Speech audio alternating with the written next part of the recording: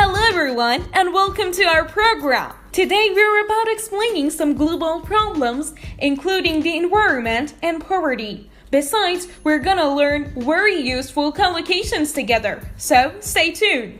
First off, the environment. I read an article on climate change and that was excellent.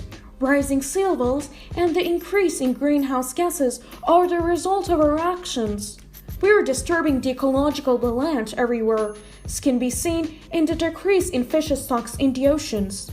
We must accept that we have seriously depleted the ozone layer in the last few decades by our selfish actions. Embracing green politics may be our best hope in the long term, but we need urgent short-term measures too. It is obvious that we must tackle pollution before it's too late. Exhaust fumes from millions of vehicles and the burning of fossil fuels are causing irreparable damage to our environment.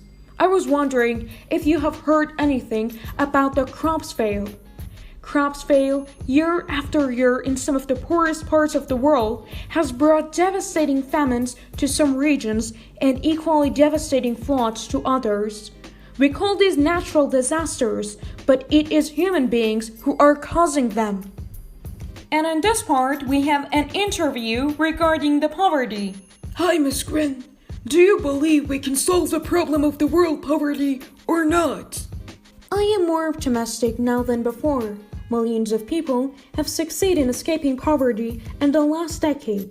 But it is also true that in some regions, more people than ever are living below the poverty line, and we must help these people to lift them out of poverty. But how can we achieve that goal? I accept that there is no simple solution. The widening gulf between rich and poor in some countries is often due to external forces beyond their control. Some of the most deprived regions have large populations living on the margins of society, and it is for these specific groups that we can do most. But poverty is not an issue just for developing countries, is it? We have thousands of sleeping roughs every night in cities like London and New York, and street children in a lot of big cities around the world.